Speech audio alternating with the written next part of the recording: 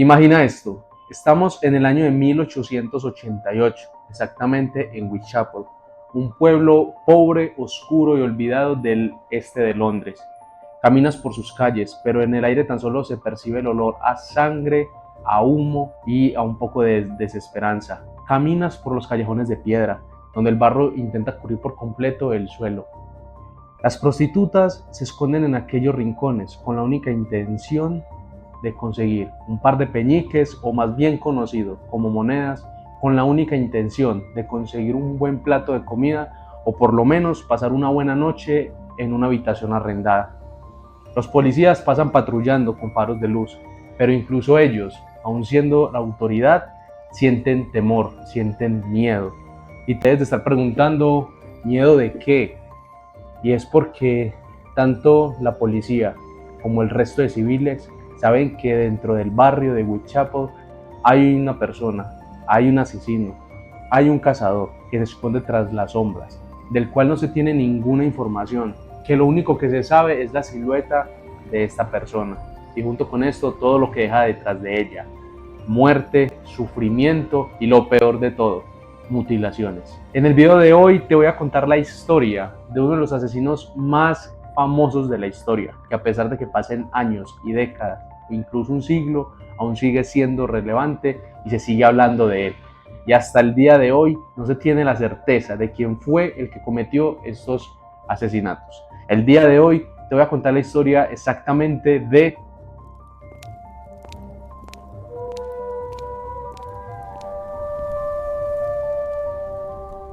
Antes de darle comienzo al video, quiero invitarte a que te pongas audífonos o estés totalmente concentrado a todo lo que te voy a narrar a continuación, porque la idea es que nos ambientemos dentro de esta historia y que no tan solo la escuchemos como una historia, sino que nos pongamos en los zapatos de aquellas personas o de lo que se vivió en aquel tiempo.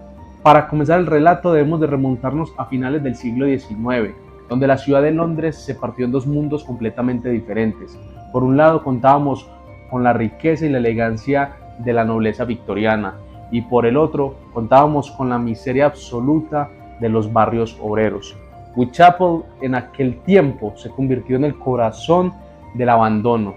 Las calles estaban llenas de prostitutas, borrachos, enfermos y delincuencia. La policía sí patrullaba e intentaba darle una solución a todo este tipo de problemas dentro del barrio, pero a duras penas se podía cumplir con lo que se requería en aquel entonces, y mucho menos estaban preparados para saber de lo que estaban a punto de enfrentarse.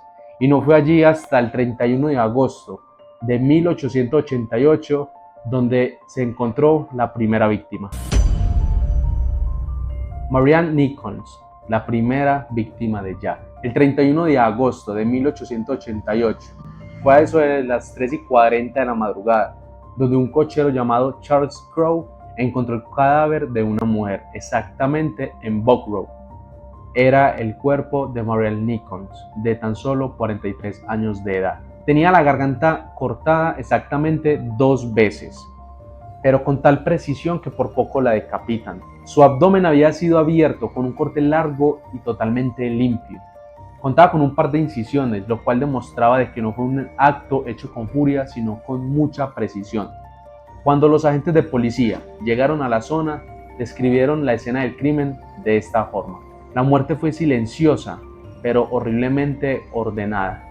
Con esta descripción de los oficiales se daba por entender de que el asesino era una persona que cuidaba mucho a la hora de hacer sus actos, el cual no dejaba exceso de sangre sobre la víctima, sino que todo lo hacía con tal precisión, dejando casi intacta y casi se podría decir limpia la zona del crimen, lo cual complicaba mucho más a la hora de investigar el caso para encontrar algún culpable.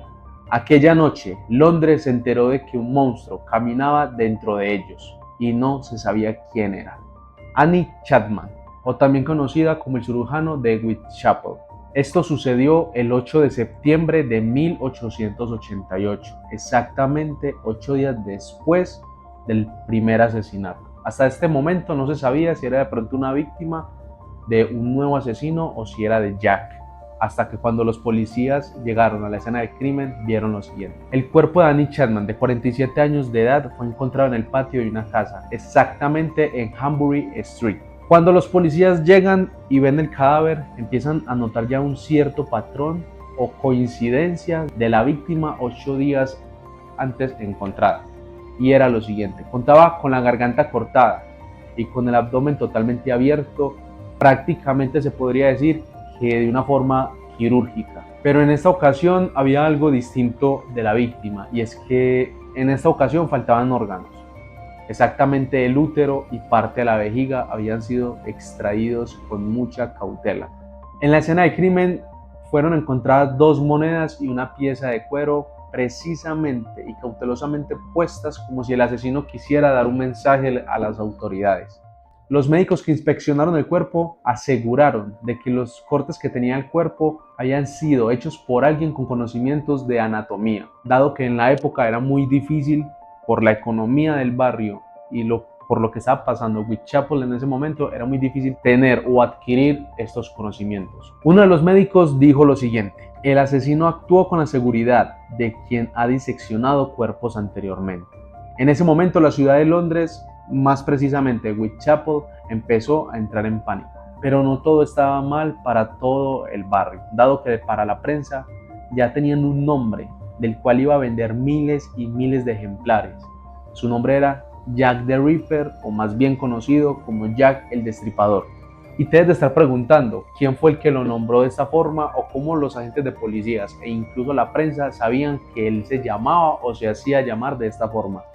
Y es algo muy curioso y muy importante en la historia que te contaré poco más adelante. Por el momento, vamos con la siguiente víctima. Elizabeth Street, o también conocida o nombrada como la víctima interrumpida. Esto sucedió el 30 de septiembre de 1888, a eso de las 12:45 de la madrugada. Elizabeth Street, de 44 años de edad, fue hallada exactamente en Berners Street. Su garganta estaba cortada, como las 2 víctimas anteriormente encontradas, por lo cual ya los policías veían un cierto patrón de este asesino, dado que atacaba tan solo a mujeres y normalmente mujeres que se dedicaban a la prostitución. Y junto con esto, pues lo que ya estamos viendo, el patrón que él manejaba, que comenzaba primero con un corte limpio en la zona de la garganta. Se cree que posiblemente era para no darle la posibilidad a las víctimas de gritar, sino que tan solo verlas ahogarse en su propia sangre. Pero en esta ocasión el cuerpo no presentaba ninguna de las mutilaciones típicas de las cuales hacía Jack. Por esta razón, muchos creen que Jack fue interrumpido antes de que terminara el asesinato. De hecho, muchos testigos dicen haber visto a Elizabeth discutiendo con un hombre del cual vestía de saco largo tipo gabán, de sombrero, posiblemente guantes y un bigote. En ese momento fue donde ya la figura de Jack el Destripador empezó a ser descrita, pero era tan solo eso, una figura, una silueta, no se tenía nada, porque en ningún momento ningún testigo pudo dar al 100% algo claro de cómo era su rostro o qué facciones podía tener para poder dar con un asesino, por lo que tan solo se quedó en eso, en una simple silueta. Cuando la policía llegó a la escena del crimen, la sangre aún corría tibia por el suelo. Los policías pensaron y creyeron de que Jack ya había terminado, pero desafortunadamente estaban completamente equivocados, porque tan solo 45 minutos después de haber atacado a Elizabeth, no unas calles muy lejos de donde hizo aquella escena del crimen, Catherine Edwards, o también conocida como la precisión del horror, 30 de septiembre de 1888, a la 1:45 de la madrugada. En Might Square, un oficial de policía patrullaba la zona cuando encontró el cuerpo de Catherine, de 46 años de edad.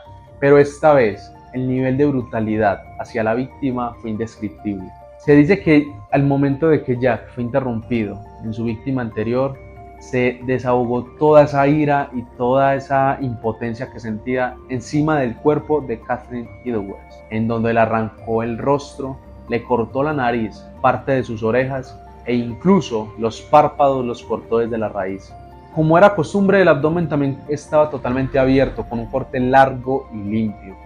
El nivel de brutalidad fue indescriptible porque también extrajo los órganos, pero de estos sí se sabían dónde estaban, y es que los extrajo y los puso sobre el hombro derecho del cuerpo ya sin vida. Puso los intestinos y el riñón izquierdo. Luego de terminar su acto de maldad, pocas calles más adelante se encontró un pedazo de delantal, pero junto a este pedazo de delantal había un grafiti donde decía lo siguiente: los judíos son los hombres que no serán culpados por nada. No se sabe si esto lo escribió el asesino o si ya este graffiti estaba escrito en la pared antes de que sucediera la masacre. Pero cuando llegó el oficial Scotland Yard, ordenó limpiar inmediatamente antes de que amaneciera, con la intención de evitar disturbios a la madrugada. Pero antes de pasar a la siguiente víctima y la última de ellas, cabe resaltar algo. Recuerdan que anteriormente les comenté de que los periódicos y los agentes de policía ya sabían el nombre del asesino. Sabían que su nombre era Jack the Ripper, pero era lo único que tenían del asesino, su nombre y una descripción de una silueta. Era lo único que tenían de él. Pero se deben de estar preguntando, ¿cómo es posible que los agentes y la prensa supieran el nombre del asesino? Y es por lo siguiente: durante los meses donde ocurrieron los asesinatos, los agentes de policía y la prensa recibieron alrededor, o hasta se puede decir que de más de 600 cartas, las cuales eran supuestamente enviadas por el mismo Jack, con la única intención de desafiar y de demostrar su superioridad ante las autoridades, dado que contaba con una certeza y una tranquilidad de que nunca iba a ser atrapado. Muchas de estas cartas fueron descartadas porque no coincidía con lo que decían a lo que él hacía, pero no todas lo fueron, dado que dos fueron y se consideran las más creíbles de que sí fueron enviadas por el mismo Jack, y se las voy a compartir a continuación. La más famosa llega el 27 de septiembre de 1888 a la Agencia Central de Noticias.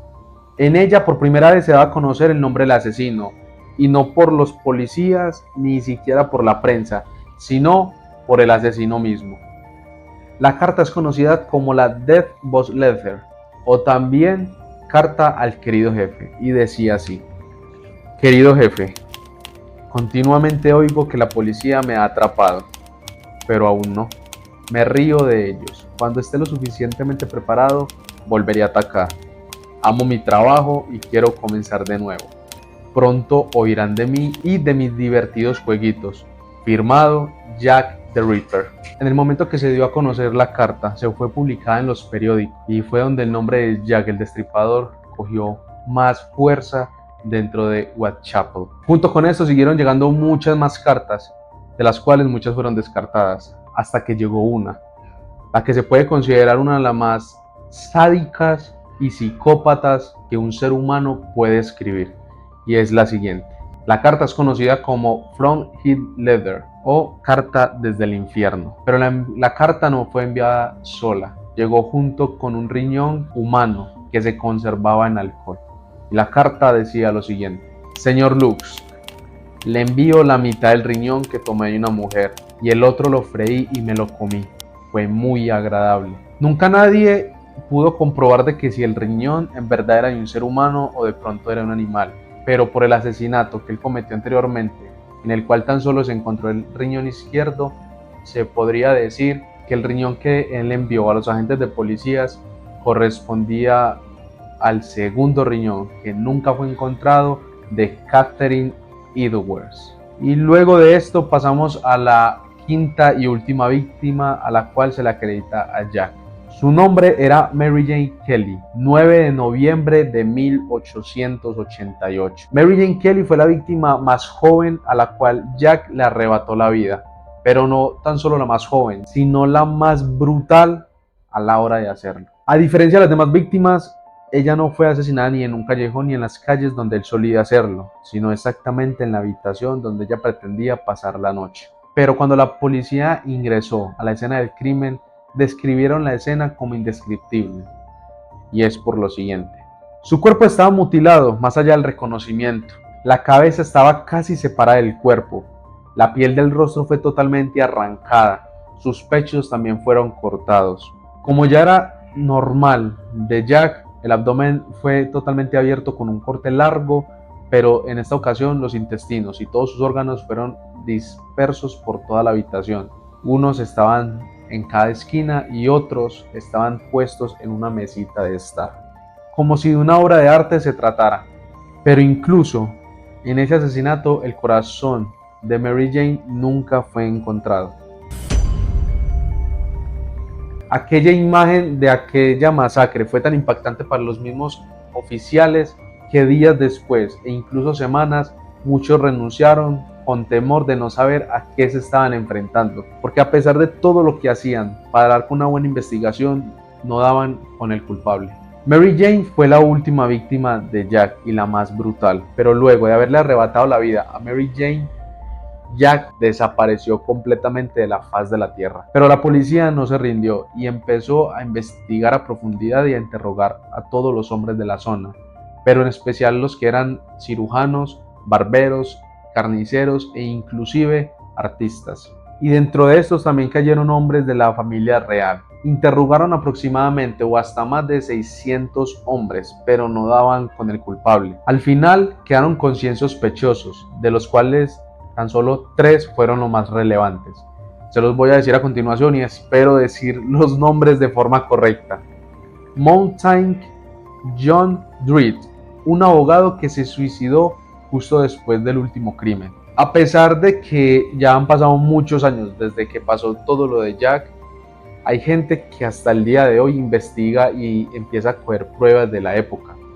Y todo indica ser que uno de los sospechosos y que posiblemente se puede decir que fue el verdadero Jack fue este abogado, porque la gente decía que era un hombre muy calmado, muy servicial, muy atento, muy amable, pero lo curioso fue que días antes de que se cometiera el último crimen, la gente ya lo empezó a notar un poco diferente, como un poco acelerado, como con temor de algo, pero su personalidad se podría decir que cambió al 100%. Luego del último crimen, él mismo se quitó la vida. Por ese tipo de comportamientos de esta persona es que se dice que pudo haber sido el verdadero Jack. El segundo fue Aaron Kosminski, un barbero polaco con antecedentes de violencia hacia mujeres. Era un hombre que se mantenía más que todo por la zona de las prostitutas, en los callejones, y cuando éstas no accedían a hacer lo que él quería, empezaba a tomar ciertos comportamientos agresivos hacia ellas, por lo que fue uno de los sospechosos también que pudo ser, pero que no tuvieron las suficientes pruebas como para decir que él sí fue. Y el tercero fue Sir William Gould, médico de la reina Victoria.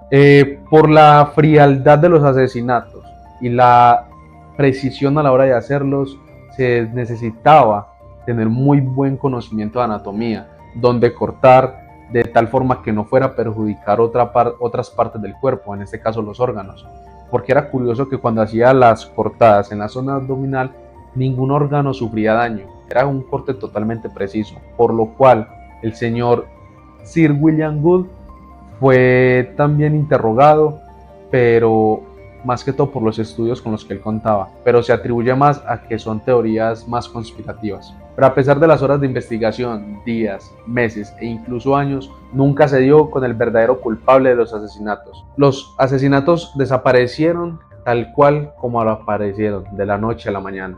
Tras de todo esto, tan solo quedan preguntas, como quién en realidad fue Jack. Hay teorías conspirativas las cuales dicen que pudo no haber sido un hombre sino una mujer, pero hay personas que desmienten esta teoría, dado que para la fuerza que usted debe hacer para hacer ciertos cortes en ciertas partes del cuerpo, se requiere no ser necesariamente un hombre, pero sí tener una fuerza la suficiente para usted poder contener a la víctima mientras se mueve y forcejea con usted, mientras que usted hace los cortes al mismo tiempo. Entonces, por ende, se da a entender que pudo haber sido más un hombre. Junto con esto también se tiene más la seguridad de que fue un hombre por las descripciones que algunos testigos daban, de que siempre cuando vieron a las víctimas discutiendo con un hombre, siempre se escribía de la misma forma, que era un hombre alto, vestía de saco tipo gabán, guantes y sombrero, y era una forma de vestir de la época. Entonces, a pesar de que pasan los años, aún siguen habiendo preguntas que posiblemente nunca sean resueltas, porque ya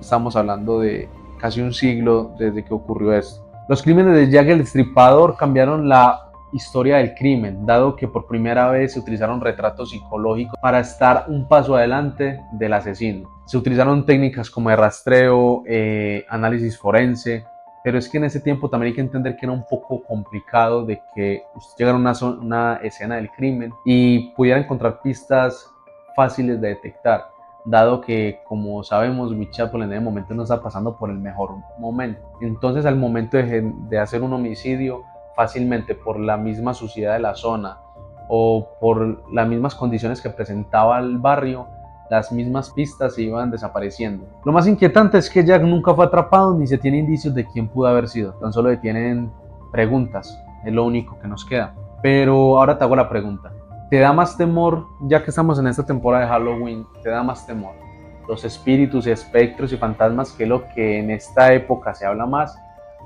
¿O deberíamos de estar más atentos de quién está a nuestro alrededor? Porque puede ser la persona que veas más tranquila y más pasiva de todas, pero que en realidad dentro de ella se guarda una personalidad que nunca vamos a conocer. Y hasta acá dejo el video de hoy, espero que les haya gustado, quería compartir con ustedes esta historia porque soy una persona que me gusta mucho este tipo de historias de la humanidad y mucho más de crímenes.